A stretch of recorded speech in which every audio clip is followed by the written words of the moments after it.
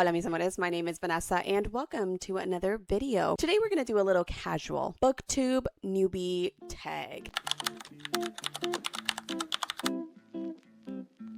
I realized that I was posting videos without actually introducing myself. Now, tags and challenges isn't content that I gravitate towards. I don't really like doing tags and I don't really like doing challenges. So if you like that sort of content, you're not going to find much of it here. Also, it's been so long since I just sat in my chair, my comfy blue chair, and spoken to you guys. So I thought, what better way to kind of get back into the rhythm of filming than, a Booktube Newbie Tag or a tag of some sort. I like watching this tag because I like finding other YouTubers or other new booktubers that I can follow. So I'm going to do the tag today. Mine's going to be a little different. Okay, mine's going to be a little different because I like to talk. I'm very long-winded. So I'm going to split it into two parts. The first part is going to be more me focused. And then the second part, I'm going to talk to you guys a little bit about books and the type of books that I like and the types of books that you can expect to find on my channel. So yeah, let's get into it. It's been such a busy last couple of days. My daughter got her first communion on the weekend. I recently started Yellowface and I'm loving it. But here's the thing. It's taking me forever to get through just because I've been so busy. I'm about 50% in and this is such a quick, fast-paced read. It doesn't stop. It's go, go, go, go. But it's taking me forever to finish it because I've been so busy with communions and, all of these family events. I'm a mom of 4, so it just life gets busy. So before we begin, I want to give you guys some rapid fun facts about me. So my name is Vanessa. I am a mom of 4. I live in a small town in Ontario, but I'm originally from the Greater Toronto Area, aka the GTA. I actually immigrated to Toronto when I was 5 and then moved to Brampton as a teenager. And so I spent the majority of my teenage years in Brampton and then I moved for university and yada, yada, yada. So I've been all over the place. I moved to university in Ottawa and now I ended up in a small town in Ontario. And it's been hard, okay? It's been hard being the only Black person on the strip, okay? I mean, and by Black person, I mean my family, being the only Black family on the street, being the only Black person in certain spaces and certain rooms that you walk into. It's been hard.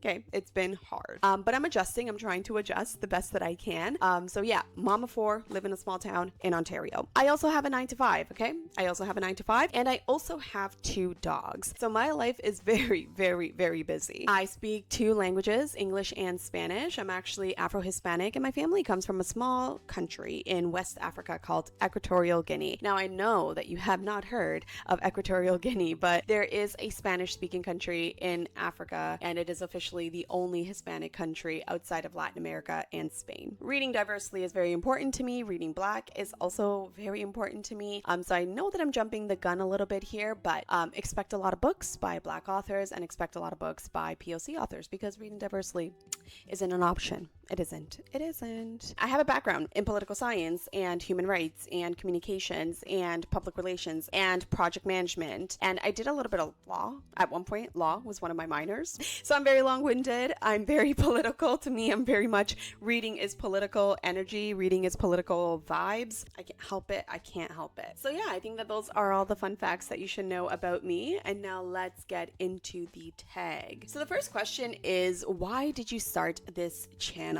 And I know that many of you probably clicked because of the title, so I'm going to get into it. For the last 8 to 10 years, I was actually doing lifestyle influencing. When I got pregnant, when I had my first child, I was really looking for a way to connect with other moms and connect with other people, other parents, if you will. So I started blogging and vlogging my motherhood experience, and things started picking up, and suddenly I was an influencer. At some points in time, I was actually making $10,000 a month, and $10,000 is literally just skimming the surface, okay, in terms of the amount of money that you can make lifestyle influencing. I was a stay-at-home mom for a very, very long time because the income from influencing was able to sustain that lifestyle choice. So then 2 years ago, I went on a trip of a lifetime during my mat leave and I came back to Canada and I don't know what it was, but influencing was no longer giving me the internal satisfaction of feeling like I was truly doing meaningful work. I opened up my eyes and I started noticing that the influencing space is just so vapid, so empty. I mean, I could certainly feel so vapid and empty, but for me, it just started feeling very vapid, very empty, and highly driven by consumerism. When I initially started, Amazon and linking and all of these things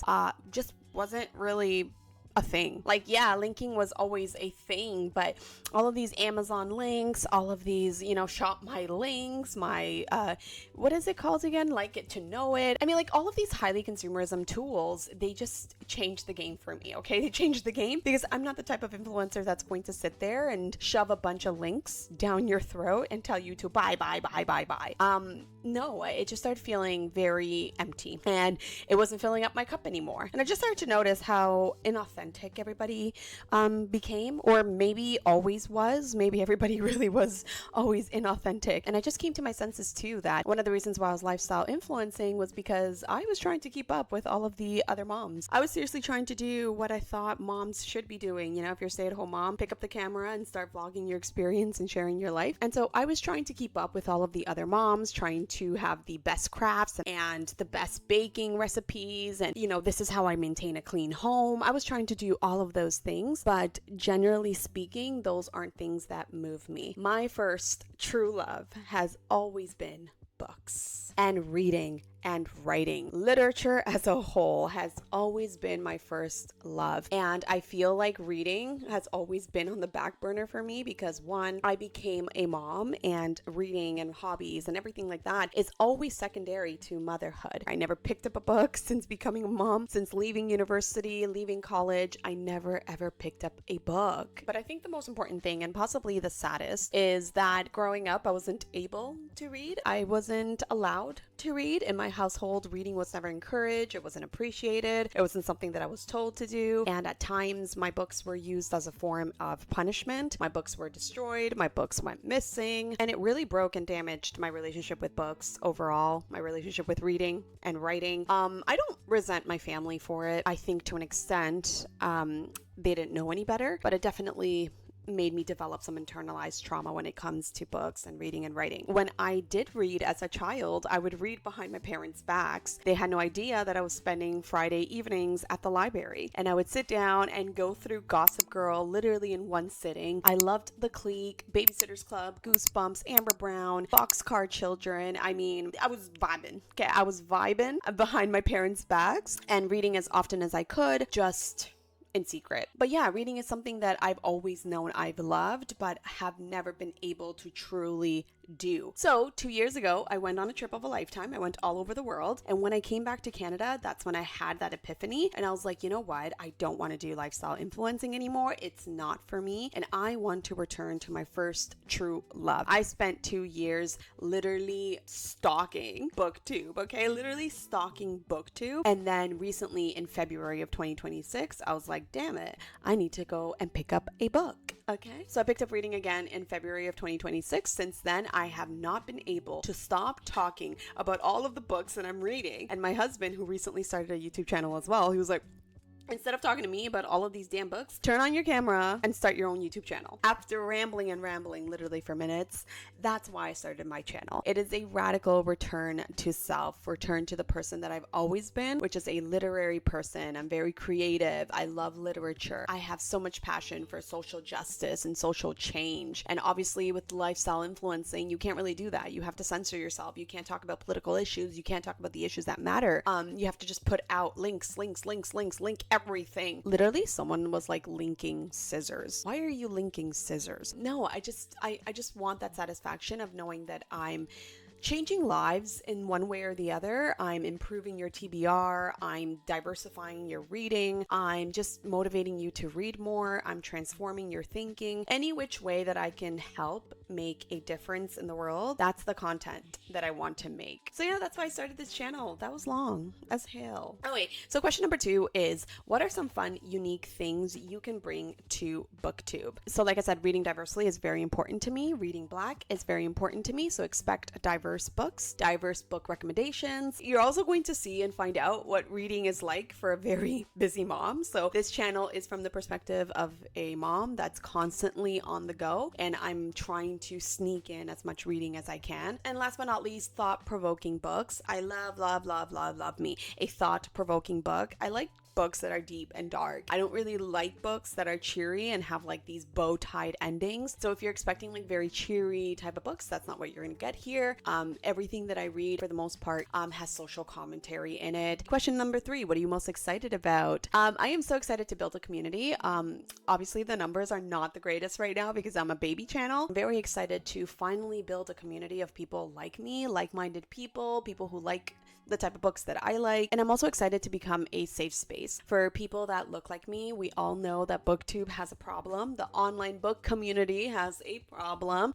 It seems like Booktube doesn't work out for Black creators, and that just breaks my heart. The online book community should be a beacon of diversity, right? Because reading is such a diverse thing to do. There's so many different authors, there's so many different narratives and stories and histories. There's so much that you can put pen to paper when it comes to literature. So why are we not celebrating diversity? I don't know what it is. Maybe it's the algorithm. Maybe it's just human reality that people just prefer to watch people that look like them. But I do want to encourage people to consume diversely, read diversely, and support Black content creators, okay? And honestly, so many of these Black creators make creative, awesome, highly conceptual content, and it breaks my heart that, you know, they'll be in the space for 3, 4, 5 years and then they suddenly just disappear. So yeah, I'm excited to not only exist within the space, but also be a safe space for Black consumers and other Black content creators or other people that want to get into content creation who are Black and are discouraged. Don't get discouraged and come and hang out.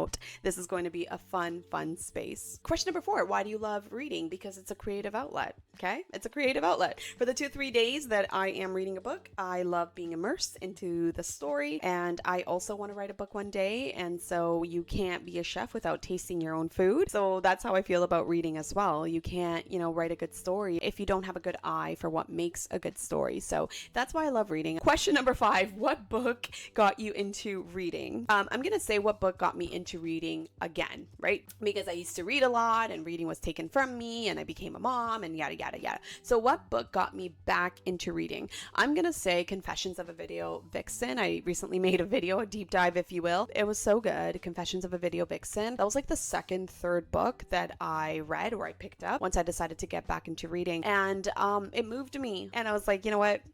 I can't stop now. I can't stop now. It was such a fascinating memoir.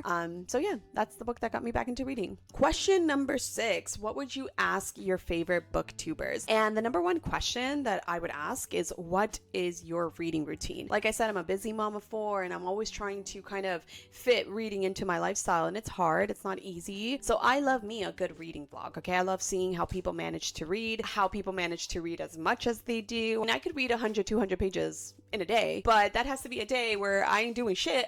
Okay, like I'm not doing anything at all. So I'm always curious on how people read and how people read as much as they do. Question number 7, what challenges do you think starting a booktube will be the hardest to overcome? Existing as a Black person, okay, as a Black content creator on this space, the online book community definitely has a problem, okay, and that problem definitely is racism.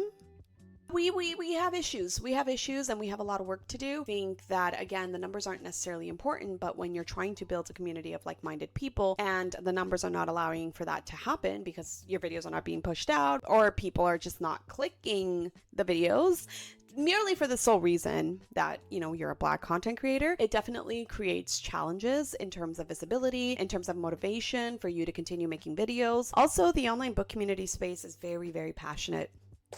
Okay, you're a very, very passionate bunch and I love it, but at the same time, I do not want my comment section to descend into absolute chaos. So there's that. Question number 8 is, when did you start reading? Like I said, I've been a lifelong reader and I recently picked up reading again in February of 2026. And the last question that is all about me is, where do you like reading? I like reading anywhere, but I have a particular fascination with my bed. Okay. I love reading on my bed. I love working on my bed. I love doing anything on my bed, literally. It's cozy. It's a feel-good space for me to read, but honestly, I will read anywhere, on a plane, at a doctor's office, any place where I can read. I will read. So that ends the all about me portion of the tag. And now I want to talk to you guys a little bit about the books that I'm into, the type of books that you can expect to find on here. So what I did is I found other questions that would relate to books, okay? if that makes sense. And the first question is, what are the book genres that you read the most? Like I said, I love me a good thought-provoking book, but that's very broad and that doesn't really explain much. It's more so like a category of books as opposed to genres. So let me get specific. I love me a good literary fiction. I'm a lit fic girly. I love me a good literary fiction. I love me a good literary thriller. Historical fiction. It's something that I love. One of the first books that turned me into a reader was The Diary of Anne Frank. It moved me. It was riveting. It was everything that I needed at 12 years old. And I like dark nonfiction. I like nonfiction that examines moments in history and how they inform our present. I love contemporary nonfiction where we, analyze productivity and burnout culture and hyperproductivity and all of that kind of stuff. And I like dark fiction as well, which again is another category and not necessarily a genre. Under dark fiction, you get things like horror, thrillers, mystery, suspense to an extent. Weird girl lit fic could fit into that as well. Dark women's fiction. I just like things that are deep, dark, at times disturbing, but are at the same time very thought-provoking. The next question is, what are the book genres that you read the least? This is going to be a little controversial, but right now everybody is reading romantasy, fantasy, romance, and it could feel so alienating because those are the three genres that I like the least, okay? I've tried growing up Harry Potter, Lord of the Rings, The Hunger Games. Well, it's not really fantasy. Hunger Games is more so dystopian, which I like to an extent. I've tried to read a couple of romance books and they didn't move me as much as I would want them to. Sci-fi, not my thing. Horror can get a little crazy and kind of go off the deep end, so I stay away from that one as well. So yeah, those are all the genres that I read the least. I try to read as diversely as I can, but at the same time, I know what I like. Okay. And when it comes to genres, it's not a bad thing to say, hey, I don't read fantasy. It's not the same thing as saying I don't read black. What is your favorite book? Because I just got back into reading, I feel like I'm playing a lot of catch up. So I currently don't have a favorite book of all time, but I will say that currently out of the books that I have read since I fell back in love with reading, my favorite book would be The Push, which perfectly exemplifies the types of books that I like, okay? Lots of tension, lots of suspense, lots of drama. We have the breakdown of a marriage, we have the breakdown of a family. I mean, it is brilliant. I love it. I want to read Ashley Audreyne's other book, which is The Whispers. Fantastic, fantastic. And this is basically me in a novel, okay? This is me in a book. 100%. The next question is, what's a book that everyone loved that you didn't? I gotta say, I Who Have Never Known Men. Okay, that's another recent read of mine. It's not that I didn't love it. It just didn't move me as much as it moved everybody else. I understand this existential, never-ending sense of dread and doom and despair that's in the novel. I understand that it's one of those books that is not going to give you all of the answers, and that in and of itself feels like doom. I get that that was the point of the book, but it didn't move me as much as I wanted it to move me, and I didn't feel all of the things. I just didn't. Next question is, what's a book that deserved the hype? I have my copy here. Yesteryear. This one deserves the hype, for better or for worse, and I'm going to do a dedicated book review on this one, but it deserves the hype because it incites so much conversation. Even if you didn't like it, there's so much to talk about with this one. It's just one of those books that you can't help but talk about one way or the other. Whether you loved it or hated, it's one of those books that you are going to talk about because the subject matter is so topical and it's so controversial. There's no way you're going to read this book and not have a takeaway or not have an opinion. So it's one of those books that deserves the hype purely because of all of the conversations and discussions that it incites. Next question. What's a book that you read the fastest? I'm gonna say Dear Debbie, just because I recently read that one. Didn't care for it. Like, I'm really indifferent to Dear Debbie, but no, I read it literally in under 24 hours. But I mean, like, I heard all of her books are like really quick and fast paced, so they're easy to read. So I guess it's not like a huge, badge of honor or anything like that, but I read that one fairly quickly. Which is shocking. What's a book that you feel deserves more hype? I'm gonna say Policing Black Lives. This is especially important if you are Canadian. It is fundamental, it is required reading, and it deserves all of the hype, okay? I don't know why it's not in schools. I don't know why people aren't talking about it. It's a fantastic nonfiction, doesn't read like textbook. It's very, very approachable and accessible to all. So I'm gonna say Policing Black Lives. And lastly, what's a book that made you cry? Oh, it's right here. It's right here. Saving Noah. by Lucinda Berry. This is the first book that literally made me cry. I'm not even joking. I'm not joking. I'm not lying. This book made me cry, like shed real tears. It made me cry, and at the same time, I wanted to take a shower right after because I was like, what the did I just read? I was like, what am I reading? I was not prepared for that. I wasn't prepared for it. Very thought-provoking though. Very thought-provoking, very interesting, very sensitive. The topics that the book handles are very sensitive in nature. So yeah, check your trigger warnings with Saving Noah by Lucinda Berry. But at the same time, even once you check your trigger warnings, you're still gonna come out of that experience feeling a big WTF. Like, whoa. So that is it for the video. Those are all the questions that I had for my little tag. Hope that you got to know me a little bit. Just my vibe, you know, the type of books that I like, and just my values as well, because I think that it's important to follow creators who have the same values as you. Leave a comment letting me know if you are also a new booktuber and whether or not, you know, you want me to check out your channel, because I'm always looking for new booktubers as well who have similar interests to me and their vibes are also the same. That's it for today's video. I do want to thank you for watching, and I will see you in the next video. Adios.